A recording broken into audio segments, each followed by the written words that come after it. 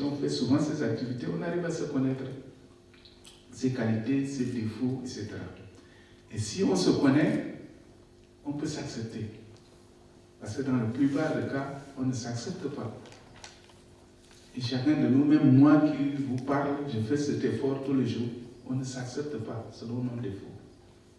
Celui qui est grand, il veut être petit. Celui qui est petit, il veut être grand. Celui qui est brun, il veut être noir. Ça arrive, hein, parce que celui qui est noir, il veut être brun, ainsi de suite, ainsi de suite. On ne s'accepte pas tel que nous sommes. Et dans ce livre-là, j'ai expliqué l'histoire de mes cheveux blancs. J'ai commencé à teindre en noir parce que j'ai commencé à avoir ça à 25 ans. Et je n'acceptais pas ça. Et quand j'ai vu que ça salissait les habits, il fallait raser, il fallait porter les chapeaux, etc., etc. Et il a fallu un effort de méditation pour m'accepter tel que je suis. Et c'est la même chose qu'on voit chez les femmes qui brûlent complètement leur visage. Ça devient noir. Donc le fait de ne pas s'accepter, on voit jusqu'à se haïr.